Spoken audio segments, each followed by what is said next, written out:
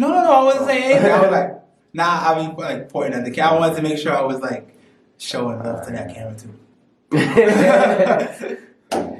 Peace to the family. It's Domo, Jack of all trades, DoMoJOAT. I'm here with Bungee Vibes at Photo Vibe Studio. Check it out. Peace, love, and light. Black power. Well, my name is Domo, the Jack of all trades. That's why you hear DoMoJOAT. I call myself the Jack of all trades because I do many things. Very versatile, very diverse. So I'm a dancer. I'm also a choreographer. I'm a musician. I'm a songwriter. I'm also a certified naturopath and herbalist, business owner, entrepreneur, lecturer, a father, homeschooling parent. I do many things. Jack of all trades. I started dancing at the age of like 3-4 years old at my aunt's dance school, the dance workshop. Shout out to my aunt Serena. Yeah, I started with dancing. The dance workshop, I started doing tap, Lindy hop, jitterbug, swing, break, African dance. I was trained in all that from 3 on up, and then yeah, dancing basically started everything. It kind of led into all those other trades. Okay. So what drew you into dancing? My father. I wasn't even drawn into it, to be honest with you. My father said I had to join his sister's program. It wasn't even something I chose to do, but you know, as a parent, you know, you want your child to be in activities, so you know, he put me in dancing. And I do remember when I was 5 years old, and I was like, I don't even want to do this. If I do want to do it, I want to stay in tap because I like the sound of tap. But I didn't want to do ballet. I didn't want to do African dance. To be honest with you, it wasn't at the time. Like, you know, it was just, I did like tap though. But yeah, I was kind of forced, like, nope, you gotta do them all. And then I kind of stuck with swing dancing. Swing dancing was what I really did professionally in my teenage years and my adult years. I was gigging. I did a lot of gigs with the founder of Swing, who was Frankie Manning. Rest in peace, rest in power. I did a lot of different things. Performed in Lincoln Center, Carnegie Hall. All this stuff was just swing from dancing. So yeah, my dad got me into doing swing. I mean, well, dancing. But then I stuck with it. It was my passion. I love it. I love it to this day. It was a thing that we did every year. It's called Midnight Summer Swing.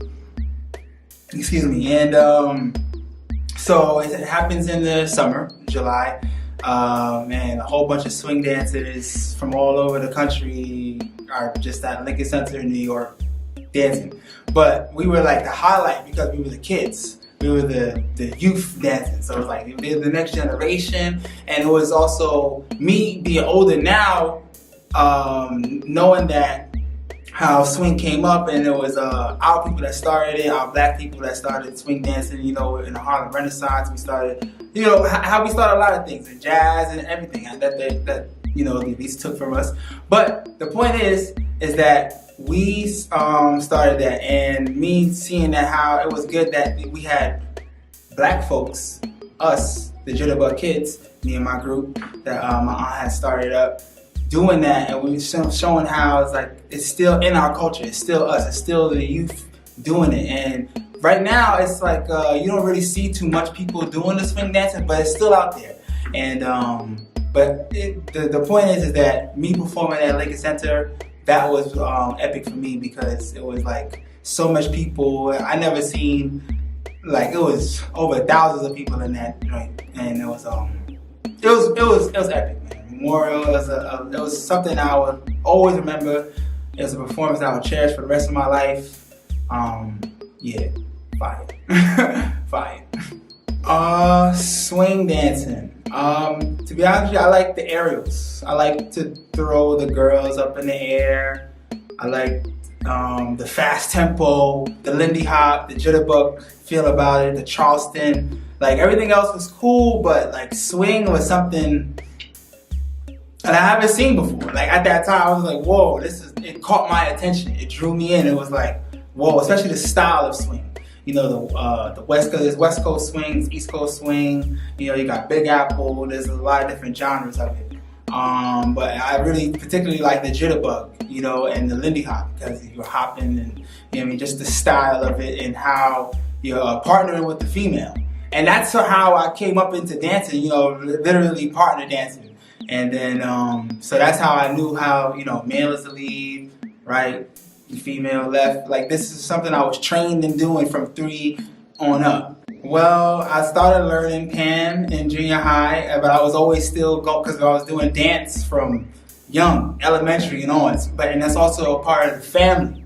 It wasn't like I was in the program, but it's also my aunt. So I was always around it 24/7. So it was something like the summertime, even when the program is off, I'm still getting the knowledge. I'm still being, you know, trained. So, but I'm also learning steel pan, and it was cool because I like steel pan. And the next thing you know, steel pan, we're doing shows in the school. I'm a part of the advanced steel pan, so we're doing gigs, we're doing little shows outside. On top of that, I'm still performing with so literally, like, that's what kind of molded me into being a performer and an entertainer. Because from young, I was always doing shows.